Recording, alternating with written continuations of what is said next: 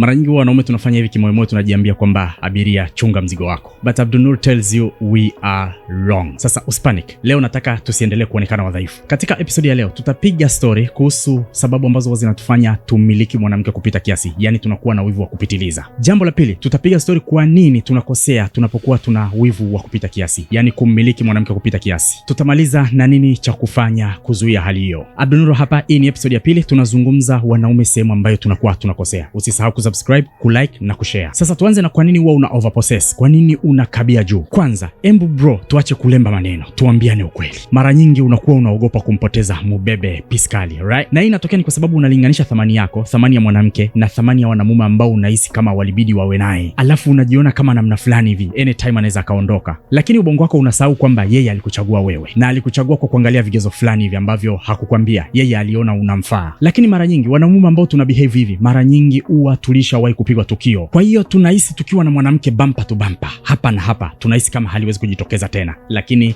that's a lie. Kama wewe ni mzee wa kukurupuka katika mahusiano, ndugu yangu, utaachwa mpaka utasema hiki ni nini. Lakini pia kama ni muhuni tu. Lakini sababu ya pili, dhana ya abiria chunga mzigo wako, kwamba wanawake usipowakalia kooni, ndugu yangu, anytime anadanganywa, anaondoka. Lakini ukweli ni kwamba wakati wewe unafikiria kwamba abiria chunga mzigo wako, lakini kumbe kuna upande wa pili wa shilingi unaofunua bila kujua. Sababu ya tatu, sasa hapa kama utokatisha video, wewe ni bonge la legend. Sasa sisi wengi ambao tunapenda kufuatilia mwanamke kila kona, trust me, sisi wenyewe ni wale akina nani? Akina kuchepuka kisirisiri. Kisaikolojia huwa tunafanya hivi. Kwa nini? Kwa sababu kupitia yeye tunajiona sisi. Trust me, mwanamume anayesaliti huwa anajua fika kwamba ana uwezo wa kuongea uongo, ana uwezo wa kufanya mambo kwa siri, lakini pia anaamini kwamba hata mwenza wake anaweza akatumia njia zile kufanya hivyo. Kinachotokea sasa ni kuanza kumshutumu mwanamke kwamba anamsaliti na bila uthibitisho. Hapa mara nyingi mwanamume huyu ndo anaanza kudhibiti ratiba zake, matumizi ya simu yake, watu wanaotembea nao. Kwa nini? Kwa sababu anajua kupitia mbinu hizo anaweza akafanya kama yeye anavyofanya. Lakini pia kwa nini tunafanya hivi? Kwa sababu tunajilinda, ili kupitia mitandao, kupitia rafiki zake asije akafahamu tunachokifanya. Sasa anyways, unakabia juu, unamlinda kupita kiasi mwanamke, kwamba unasema abiria chunga mzigo wako. Lakini kwa nini huwa ina backfire? Sababu hizi hapa. Jambo la kwanza, bro, tuambiane ukweli kama wanaume. Unakuwa kama CCTV ya kutembea. Ukipiga simu, ukimtext, maswali kama uko wapi, unafanya nini, uko na nani, umekaa na nani, huwa mara nyingi hayakosi. Lakini trust me friend, kitu ambacho nilijifunza katika mahusiano, mara nyingi mwanamke haondoki kwa sababu amepata mwamba mwingine. Anaondoka kwa sababu anahisi yuko jela. Point ya msingi hapa ni nini? Unavyoongeza possessiveness, ndivyo unavyotengeneza mazingira ya yeye kuondoka. Jambo la pili, hakuna kitu kinaua mvuto wa mwanamume kama kupaniki kila dakika. Notification ya simu ikiingia katika simu yake, unauliza huyo ni nani. Kila akicheka na mtu kwenye simu, unaanza kufanya investigation. Akitoka out na marafiki zake, unaanza kuuliza yuko wapi, yuko na nani, anafanya nini. Sasa nikwambia ukweli uliokuwa mchungu, badala ya kuonekana unamlinda kipenzi chako, mwanamke wako, hapa unaonekana wewe ni mdhaifu. Na nikwambia kitu, mara nyingi mwanamke anapenda mwanamume anayejiamini. Lakini mwanamume ambaye hajiamini, mwanamume mwoga, mwanamume anayejihofia,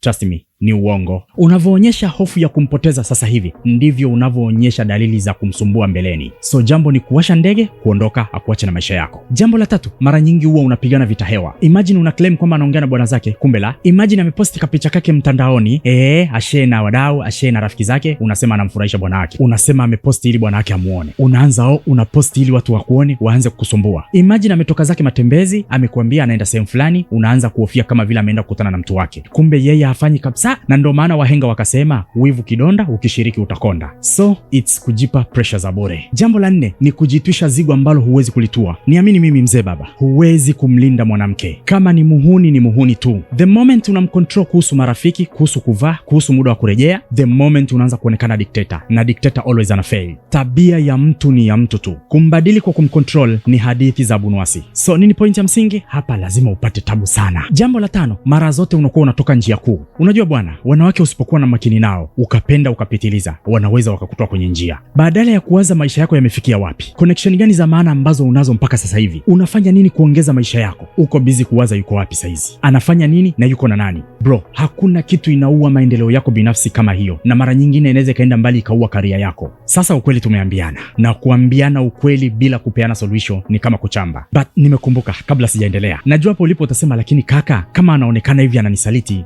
kama je akiwa anaficha mambo yake nifanyeje?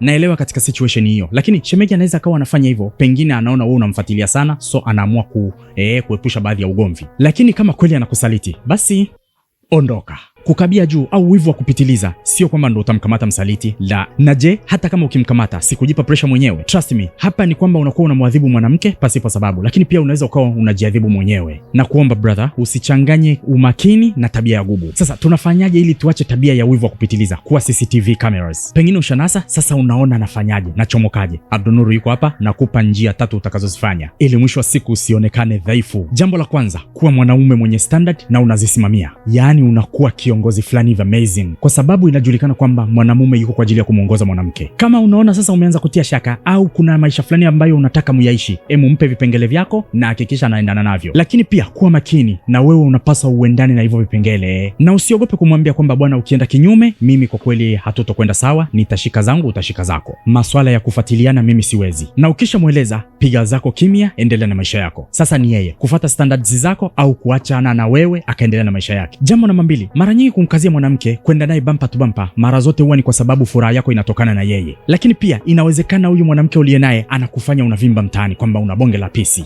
Sasa sikiliza bro, hapa nakupa ushauri. Kosa lako linakuwa ni kumfanya yeye kuwa chanzo chako cha furaha, kuwa chanzo chako cha kujidai. Anza kutafuta marafiki wa kuspendi nao muda na kutengeneza furaha yako mwenyewe. Tafuta shughuli fulani ambayo utajishughulisha nayo ambapo utakuwa uko free, yani hobby. Kuwa na malengo yako binafsi. Ukisha kuwa na maisha yako binafsi yenye mwelekeo, yenye kujiridhisha, trust me, utaacha kuyafuatilia na kuyazoea maisha yake. And I'm telling you, utaacha kuboa ila utaongeza thamani yako. Jambo la 3 la kufanya bro, vunja mzunguko wa dopamine. Kama navyoelezaga kila siku kwamba hizi ni hormone ambazo zinashughulika na addictions zote. Ni moja kati ya sababu ambazo zinakufanya wewe uendelee kumfuatilia mwanamke wako kila hapa na hapa. Kila unapoangalia message zake zinazoingia, mitandao yake ya kijamii, unasikia kama kuna kitu kinakuforce kujaribu kuangalia ni message gani, kujaribu kuangalia anaposti nini. Lakini pia akitoka, akiwa sehemu, unasikia kuna kitu kinakuforce, nimpigie simu, nimuulize yuko wapi, yuko na nani. Sasa wahenga waliosema kwamba mazoea hujenga tabia hawakukosea. Haka kahomoni bwana kanaanza kurekodi tabia hiyo, kana kufanya unaanza kuirudia mara kwa mara. Sasa ili kupambana na hii hali, hatua zifuatazo inabidi uzifanye. Kwanza,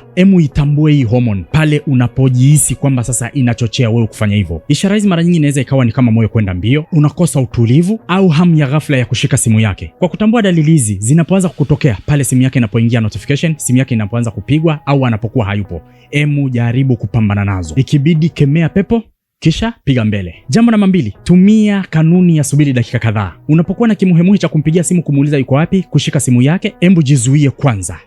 Jiambie kwamba nisubirie dakika kadhaa. Katika muda ambao umejizuia, kunywa maji, vuta pumzi, tafuta shughuli nyingine ya kufanya. Kwa nini? Kwa sababu unataka kuelekeza mawazo yako sehemu nyingine. Hii itakusaidia kupunguza msukumo wa hisia zako kuendelea kumfuatilia. Jambo namba 3, badili mtazamo wako wa ndani. Badala ya kuwa na imani ya kwamba kila kitu anachokifanya mwanamke lazima ukijue, kwamba lazima uwe naye bampa tu bampa, kwamba lazima mwanamke umlinde, anapokaa lozi mwisho wa siku anadanganywa, anaondoka. Ni muhimu kuwa mzuri wa kutazama hisia zako mwenyewe. Jiulize wewe mwenyewe, kwa nini nina haja ya kujua mambo yake? Kwani nina hofu gani mpaka nianze kumfuatilia? Utapoanza kujiuliza kwa nini ufanye hivyo, hapa utapata majibu na mwisho wa siku utaona hakuna umuhimu wa kuendelea kumfuatilia mwanamke. Trust me brother, mabadiliko haya yanakusaidia kuelekeza nguvu zako katika masuala yako ya msingi kuliko kuelekeza nguvu zako katika kumfuatilia mwanamke. Sasa kama kawaida, mimi ni msema kweli, naomba niongee kwa ukweli kidogo hapa. Mara nyingi mahusiano ambayo ndani yake tunakuwa tunakabia juu, shida inakuwa sio mwanamke, the problem ni sisi. Kama huniamini, jiulize maswali haya. Kwanza, tulikutana wapi? 2, nilimkuta anavaa nguo za aina gani? 3, nilikuta rafiki zake ni wa aina gani? 4, je, nilimfuata kwa kumtamani au kwa kumpenda? 5, kabla ya kunikubalia nilitanguliza nini mbele? 6, mimi tabia yangu ikoje? Trust me, utapojibu maswali hayo 6 utagundua kwamba shida huwa sio wanawake, shida ni sisi.